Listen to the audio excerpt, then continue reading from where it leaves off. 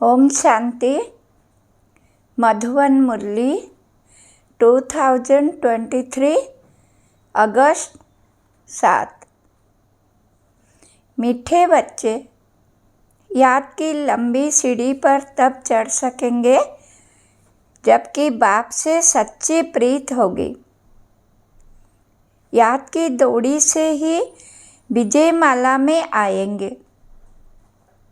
बाबा का प्रश्न है, एक बाप से सच्ची प्रीत है तो उसकी निशानी क्या दिखाई देगी?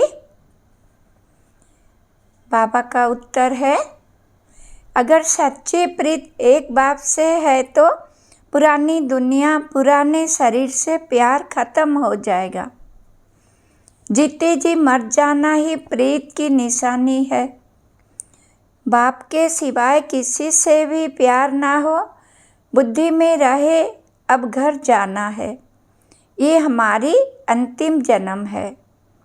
बाबा कहते हैं, बच्चे तुमने 84 जन्म का खेल पूरा किया, अब सब कुछ भूल मुझे याद करो तो मैं तुम्हें साथ ले जाऊंगा। डिटेल गीत है बनवारी रे। ओम शांति। मीठे मीठे सिखिलदे बच्चों ने ये गीत सुना कि ये है झूठी दुनिया। झूठ खंड भारत के लिए कहा जाता है। हर एक को अपने अपने बर्थ प्लेस का ख्याल रहता है। अभी बच्चे कहते हैं, हमारा इस झूठ खंड से कोई ताल्लुक नहीं, क्योंकि इसमें तो बहुत दुख है। अभी तो सुख का नाम निशान नहीं है। झूठ खंड की आयु अब बहुत थोड़ी रही है। ये अंतिम जन्म है। इसको झूठ खंड मृत्युलोक कहा जाता है। वो है अमर लोक। मृत्युलोक में काल खा जाता है, फिर पुनर्जन्म झूठी दुनिया में ही लेते हैं। बच्चे जानते हैं कि अब हमने 84 जन्म पूरे किए, अब हमारा इस दुनिया से कोई वास्ता नहीं। बाबा आए हैं लेने लिए, तो इस पुरानी दुनिया से हमारा कोई ताल्लुक नहीं। तुम्हारी बाप से प्रीत जुटी है तो वर्षा भी तुमको मिलता है। बाकी यादव कौरव की है विपरीत बुद्धि, अर्थात बाप को जानते नहीं। अभी तुम बच्चों की एक बाप के साथ ही प्रीत बुद्धि है।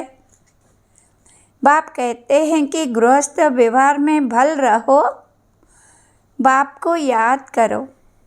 अभी सब एक्टर्स का पार्ट पूरा होता है। सबके शरीर छूटने हैं, सबको वापस घर ले जाना है। मनुष्य मरना नहीं चाहते हैं।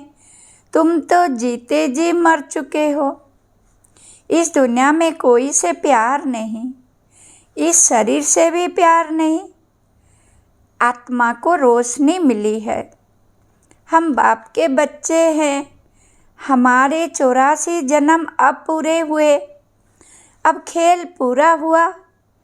हम सो देवता थे, फिर क्षत्रिय, वैश्य, शूद्र बने, अब हम फिर ब्राह्मण बने हैं। ये चक्र पूरा याद रखना है।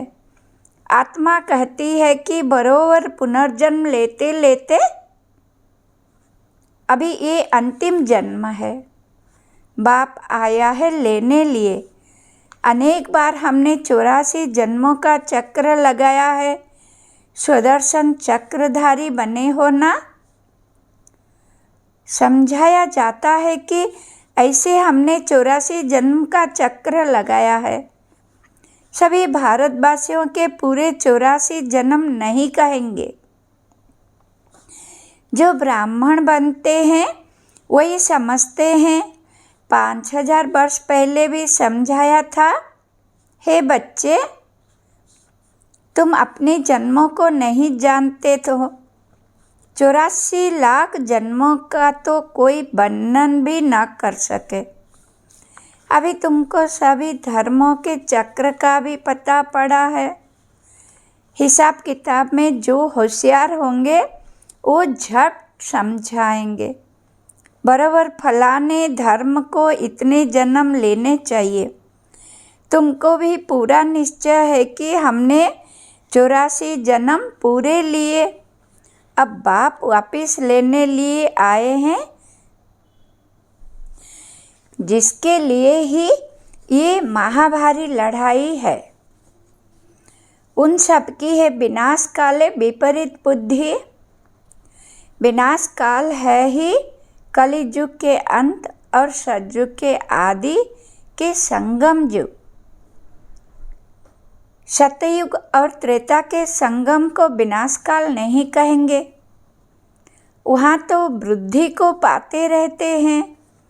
अभी सबका विनाश होना है, इसको विनाश काल कहा जाता है। अभी तुम्हारा अंतिम जन्म है, इसके पहले बाप आए तो कह न सके कि तुम्हारा ये अंतिम जन्म। जब खेल पूरा होता है तभी मैं आता हूँ। तुम जानते हो बराबर हम आत्माएं 84 जन्म लेती है।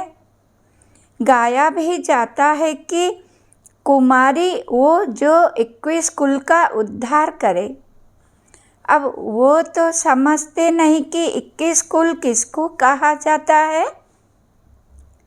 भारत के कुमारियों की बहुत मान्यता है, पूछते हैं जगदम्बा भी कुमारी है ना। कुमारी को फिर जगदम्बा कहना, इसका भी अर्थ चाहिए ना। जगदम्बा है तो जगत पिता भी चाहिए ना। जगत पिता के साथ माता भी चाहिए। ऐसे तो बहुत माताएं हैं जिनको जगत माता भी कहते हैं। अखबार में भी पढ़ा था, कोई माता को जगत माता लिखा था। अब जगत माना सारी सृष्टि, तो जगत की माँ एक होगी या 10-20 होगी। रचता बाप एक है तो माता भी एक चाहिए ना। इतनी माताएं सब जगत के मालिक हैं। जगत की माता तो एक है ना, जगत अम्बा। तो अभी तुम बच्चों की प्रीत है एक शिव बाबा। तुम्हारे में भी नंबरवार पुरुषार्थ अनुसार है जिनकी पूरी प्रीत है। सजनी की एक साजन से बच्चों की एक बाप से प्रीत होनी चाहिए, और सबसे प्रीत तोड़नी पड़े। नष्ट मोह बनना है, पुरानी दुनिया से मोह नष्ट। ऐसे पुराना घर होता है तो बाप नया बनाते हैं। जब नया बन जाता है तो उसमें बैठ पुराने को खलास कर देते हैं। बाप कहते हैं तुम्हारे लिए स्वर्ग नई दुनिया रचता हूँ।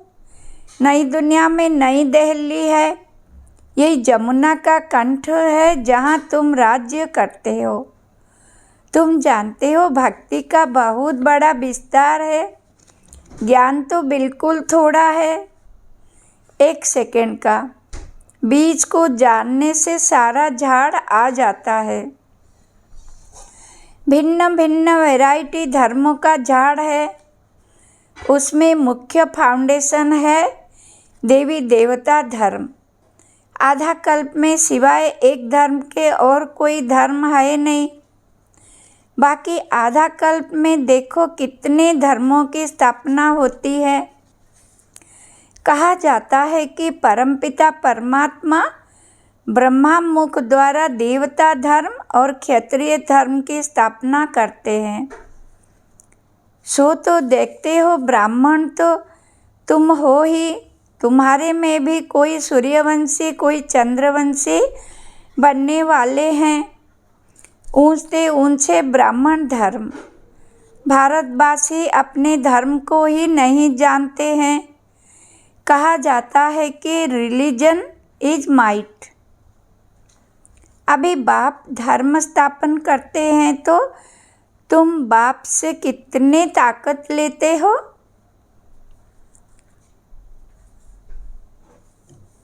बाप से ताकत लेते हो बाप का बनने से। गोया सर्वशक्तिवान बाप ही बच्चों को योग से शक्तिवान बनाते हैं। बाप है कितना गुप्त, उनको अपना शरीर है नहीं। सर्वशक्तिवान कहा जाता है तो जरूर शक्ति देंगे ना। तुम्हारा नाम ही है शिव शक्तियाँ। शिव से शक्ति लेने वाली हो, नरक को स्वर्ग बनाती हो। ये तुमको बल मिलता है। योग बल से तुम रावण पर जीत पाती हो। तो तुम्हारी अब सर्वशक्तिवान बाप से प्रीत है। नंबरवार पुरुषार्थ अनुसार बहुत विपरीत बुद्धि भी है, क्योंकि याद नहीं करते हैं। बहुत प्रीत उन्हों की है जो बहुत याद करते हैं।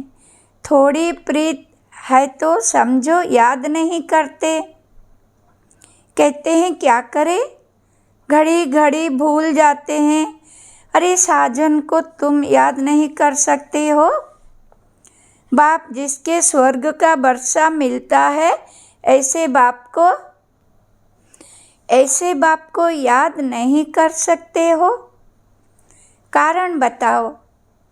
बच्चा कहे बाप को याद नहीं कर सकता हूँ। अरे फिर वर्षा कैसे मिलेगा। जितना बाप को याद करते हो उतनी शक्ति मिलती है। ऐसे नहीं कि शिव बाबा को भी याद करो और साथ साथ काला मुंह भी करते रहो, फिर राज्य भाग्य मिल ना सके। कहते हैं बाबा हम भूल जाते हैं, मुरझा जाते हैं। बाबा कहे अरे तुम ईश्वर की संतान बने हो, तुमको तो बहुत नशा चढ़ना चाहिए। ऐसे बाप को तो निरंतर याद करना चाहिए, प्रीत बुद्धि बनना चाहिए। शिव बाबा से प्रीत नहीं तो ब्रह्मा से भी नहीं होगी। वो ऐसे ही सबसे लड़ते झगड़ते रहेंगे। योग ही नहीं तो वर्षा कैसे ले सकते। गाड़ली बुलबुल नहीं बन सकते। बुलबुल बनना चाहिए ना। बाबा के पास गाड़ली बुलबुल है, मैनाएँ भी है, तोते भी है, कोई कांवर भी है। सबसे लड़ते झगड़ते हैं। कोई फिर पिजन कबूतर भी है, वो आवाज़ नहीं कर सकते हैं। बगीचे में भिन्न भिन्न प्रकार के फूल होते हैं। हर एक अपने से पूछे कि मैं कौन सा फूल हूँ, गुलाब का हूँ व रूहे गुलाब का हूँ। मैं मम्मा बाबा जैसी सर्विस करता हूँ। क्या हम श्री नारायण को व श्री लक्ष्मी को बर सकता हूँ। ऐसा अपने से पूछना है कि मैं कितना बाप को याद करता हूँ, कितनी सेवा करता हूँ। बाप से तो जरूर वर्षा मिलना है। निराकार परमपिता परमात्मा भारत में आए हैं, जरूर भारत को स्वर्ग बनाया होगा। जरूर शिव बाबा आए तब तो सतयुग बनाएंगे ना। शिव की जयंती मनाते हैं, शिव का भी बर्थ प्लेस है तो श्री कृष्ण का भी बर्थ प्लेस है। कृष्ण की जयंती तो बड़े धूमधाम से मनाते हैं। अभी तो शिव जयंती की छुट्टियां भी नहीं करते। अंधेर नगरी है ना, यहाँ पर ही प्रजा का प्रजा पर राज्य है। होना चाहिए राजा रानी का राज्य। वो तो ड्रामा अनुसार है ही नहीं। तुम जानते हो कि भारत पवित्र राजस्थान हो जाएगा, तो उन्हों को भी जगाना है। फिर से दैवी राजस्थान स्थापन होता है। अभी आसुरी राजस्थान हो गया है।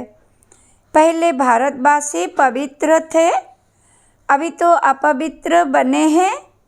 तब तो लोग उन्हों की पूजा करते हैं। अभी तो नौ राजस्थान। तुम चिट्ठी लिख सकते हो अथवा अखबार में भी डाल सकते हो कि भारत 5000 वर्ष पहले दैवी राजस्थान था, अभी नहीं है। तुम्हारा ईश्वरीय बहन भाई, तुम बहुत थोड़े, गया भी जाता है, राम गयो रावण गयो। समझना चाहिए कि हम बाकी बहुत थोड़ा समय है। बाप से वर्षा तो लेते रहें, साथ साथ भविष्य का भी ख्याल करो। ये भी धंधा करो, शरीर निर्वाह भी करना है। ये है भविष्य के लिए, इसमें मेहनत कुछ नहीं, बिल्कुल सहज है। सेकंड में जीवन मुक्ति 21 जन्म के लिए मिलती है। बाप को और चक्र को याद करना है। बाप को याद करने से ही पावन बनेंगे। पतित कोई जा ना सके, बहुत सजाएं खाने पड़ेगी। तो विनाश काल अभी है। यादव और कौरव की है विपरीत बुद्धि। पांडवों की प्रीत बुद्धि थी, जिनकी ही विजय हुई। अभी वही समय है, बाप समझाते हैं। सिर्फ ये याद करो कि अब वापस जाना है। बाकी थोड़ा समय है, नाटक पूरा होता है। गृहस्थ व्यवहार में रहते सिर्फ बाबा को याद करना है। याद की ही लंबी सीढ़ी है, रुद्रमाला बननी है, फिर इनाम मिलेगा। राज्य भाग्य पाना है, उसके लिए विचार सागत मंथन करना है। ये है बुद्धि योग की यात्रा। बाप के पास दौड़ना है, देखना है कि सारे दिन में बाप को कितना याद किया। कितनों को कांटों से फूल बनाया। प्रजा नहीं बनाएंगे तो किस पर राज्य करेंगे। इसीलिए पहले 8 मुख्य बनते हैं, फिर 108, फिर 16,108 हो जाते हैं। विवेक भी कहता है ये तो जरूर है, बुद्धि तो होती रहेगी, राजधानी बुद्धि को पाती रहेगी। अभी भी ढेर लाखों आएंगे। बुद्धि में ये पक्का याद रखो, राजधानी बुद्धि को पाती रहेगी। अभी भी ढेर लाखों आएंगे।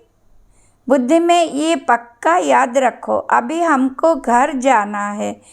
इस पुरानी दुनिया में दुख बहुत है। बस एक बाप को याद करते रहो। बड़ी लंबी यात्रा है। पिछाड़ी में आने वाले इतना ऊंच पद पा ना सके, कितनी मेहनत करनी पड़ती है, कर्म भोग कितना चलता है, फिर पिछाड़ी में आने वाले इतना मेहनत कैसे कर सकते हैं। जो विकर्म विनाश हो जाए।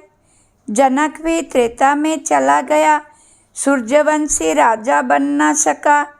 राजा था, सरेंडर भी हुआ, परंतु टू लेट आया तो चंद्रवंशी में चला गया। इन बातों को ब्राह्मण ही समझ सकते हैं, शूद्र समझ ना सके। हाँ, कईयों को प्योरिटी अच्छी लगती है, परंतु प्योरिटी में रहकर भी दिखाए ना। सन्यासियों के फॉलोअर्स कहलाते हैं, खुद तो पवित्र बनते नहीं तो फॉलोअर्स कैसे हुए। ये भी झूठ हुआ ना। कोई भी सत्संग में एम ऑब्जेक्ट होती नहीं। कितने ढेर सत्संग है, ये तो बाप ही आकर मनुष्य से देवता बनाते हैं। विश्व का मालिक तुम बनते हो एक शिव बाबा की याद से। बाप को याद ही नहीं करेंगे तो वर्षा कैसे मिलेगा। ये तो तुम्हारा काम है। पुरुषार्थ कर निरंतर याद करना।